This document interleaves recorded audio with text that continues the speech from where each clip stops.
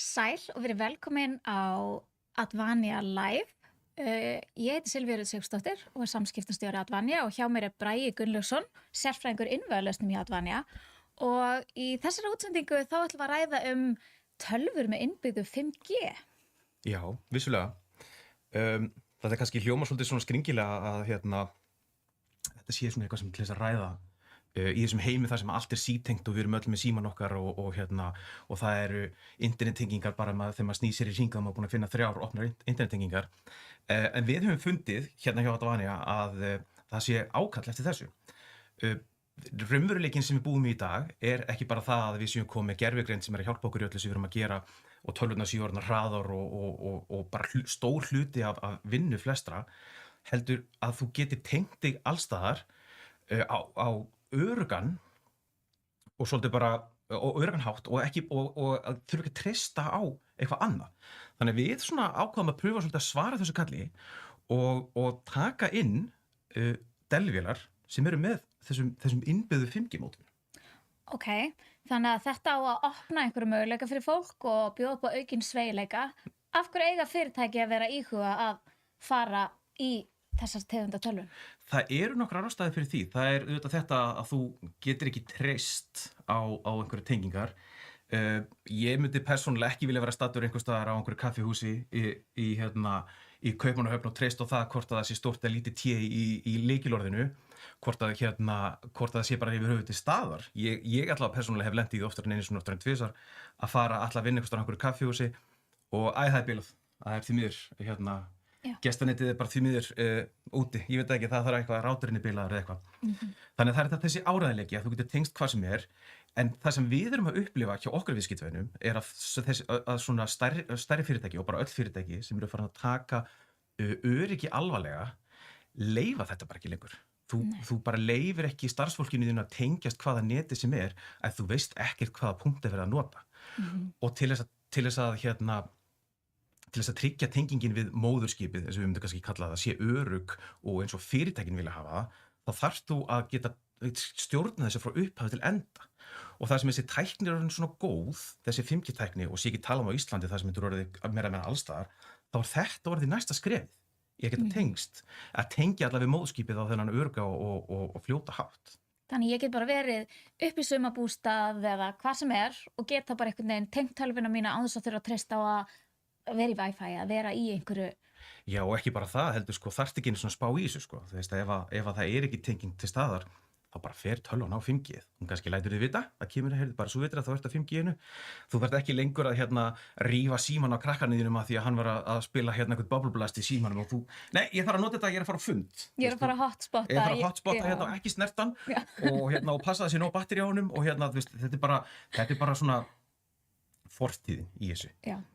Einmitt. Og sama einmitt með þetta, vera á flugvelli og ætla að fara eitthvað, fara gegn öryggisreglum fyrirtækisins og fara á eitthvað, ég ætla að fara á þetta free Wi-Fi sem eru að bjóða upp á örugglega, er þetta allt í lagi, það sleppur örugglega. Þú veist, þegar ég hefur einhver hugmyndum minni hvað hann er að gera þegar hann er að samþykkja einhverja skilmála, sign up for a free trial eitthvað, þú veist, og svo kemur einhver agalega falleg síða með matseðlinum á veitingastafnum sem þú situr á, en hvað í óskopunum varst að gera? Þú er ekki hugmynd það, Nei, þú veist ekki hvað þú varst að samþykkja, þú last ekki smáletrið, varst einhvern veginn að flýta því að oftast þegar þú ert í þessum aðstæðum, þá þarftu bara eitt fyrir núna. Já, það skiptir ekki máli, ég er búin að gera þetta, ég get allavega að fara inn og kíkt á glæðurinn og í stekkin í vél, þú veist, þetta er svona.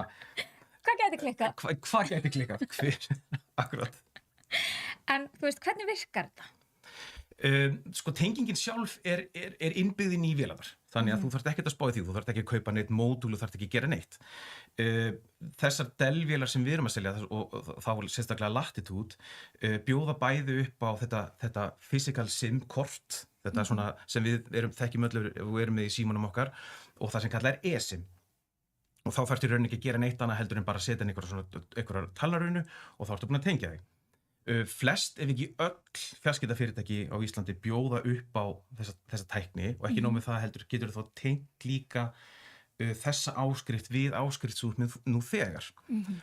Og við hér til dæmis starfsfólk hjá Advania sem er að fá nýjar vélar í dag, fá þess að það sem við kallum ríkisvélina, eru með þetta innbyggt og þá nýtist fyrirtækjaáskriftin sem að fyrirtæki nú þegar að greiða fyrir og nýtir það gagnamagnið af því. og við höfum svolítið verið að reyna þetta sjálf, við náttúrulega eigum að vera svona fyrst og fremst í þessu og að græja þetta er ekkert mál, þetta er bara ekkert mál. Og ég held ég tali fyrir það flest fjarskiptafyrirtæki hérna að því þetta, við þekkjum þetta fyrst, þetta byrjaði í úrunum og svo ertu komið eitthvað svona aukatengingu inn á okkar græjur og nú við erum bara komin á þann stað að þetta er bara, þú þarft ekki að spá í þessu. Þetta er bara allt orðið tengt. Þegar þú ert búin að taka þetta skref, að þá skiptir ekki máli og þú getur verið hvar sem er og þú ert ekki lengur með þetta hennan netkvíða eins og margir fá þeir eru að fara út á land eða fara eitthvað annað en eiga að vera að vinna. Netkvíði er bara mjög gott orðið yfir þetta. Er það ekki? Jú, þetta er svona þessir aðstæður þar sem við erum að tengjast bara svona einhverju neti, við veitum ekki alveg hvað er þar á bakvið, síminn er alltaf rafmagnslaus, hvað sett ég nú hleðslutækið, það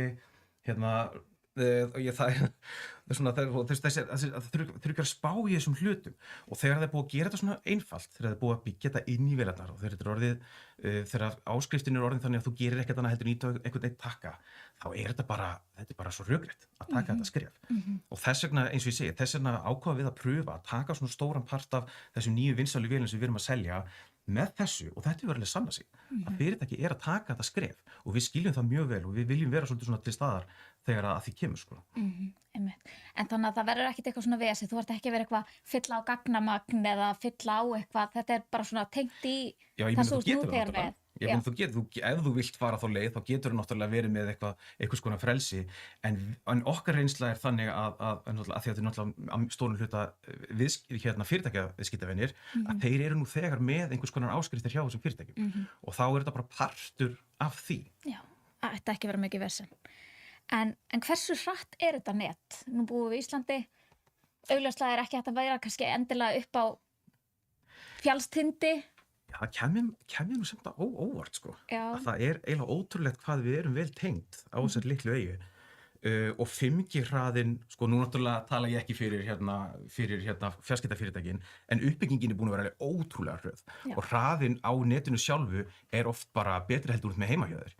Þannig að það er, og ég veit dæmi, það er eitt samstarfsfélag okkar sem er með svona vél og er bara á henni, er bara 5G-netinu heima hjá sér sko. Þannig að hann er ekkert að tengjast á Wi-Fi eða VPN eða eitthvað. Það tekur ekki sko, þetta er bara mikið betra. Það er jákvæð fréttir.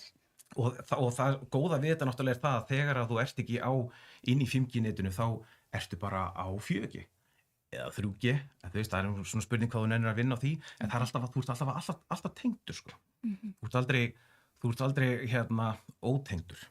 En hvernig er þetta, þú veist, er þetta þá orðið bara eins og að byrja að nýta sér gervigreindina og byrja að nýta sér þessa fítusa sem eru í boði í tölvum í dag? Er þetta bara svona ný viðbót sem að eftir einhver tíma þá bara munum við all eftir að þetta var ekki?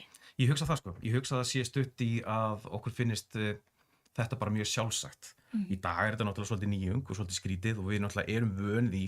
Þú veist, við sem höfum verið að svona lifa og hærast í þessu að þú þurftir alltaf að vera með svona það sem að kalla á pungur. Þú svona pungaðir þig. Þurftir að vera með eitthvað svona ægilega græju sem þú þurftir að passa og hún var hlaðin og hún þurfti að vera í sambandi og þetta var svona pínu vesen. Svo gætu við fært ykkur yfir í símana og ég hugsa að séu svona max 2 ári að við hlægjum að þessu sko. Bara af hverju í ósköpunum voru að standa í þessu, af hverju voru þetta ekki bara í tölvunum. Þannig að þetta er bylting. Ég myndi segja það. Þetta sé þessi svona hæga hljóðláta bylting sem að við kannski höfðum ekkert spáð í. Við náttúrulega erum öll að spá í gervigreindina þessa dagana. Hún er að umbelta því hvernig við vinnum hlutina. En þetta er bara svona bætist ofan á það. Veist, það er rosa gott að geta fengið gervigreindina til þess að sjá leiðilegu Excel-skjölin og sjá þessi leiðilegu mál sem við rennum ekki að standa í. En lúxusinn að þurfa ekki að spá í því hvar þú ert staddur. Að vera bara, ekki það að þú munir nenn að taka Zoom-fundi upp á Esjunni, en þú getur það. Þú gætir það ef að eitthvað kemur stórt upp og því við vitum aldrei hvernig fríið okkar er og margir lendi að vera kallaðir inn og ýmislegt. Líf er alls konar. Já, ég veit ekki. Það er kannski eitthvað nútið sem fer upp á Esjunni með tölvuna í pókanum sko. Þannig að ef maður vill gera það, þá er þetta ekkert mál. Þá er það hægt. Herri, takk hérlega fyrir þetta, Bragi. Við ætlum að vera aftur í beinni útsendingu 14. október næst og þá ætlum við að tala um rafrusldaginn. Gekkið. Fylgist með.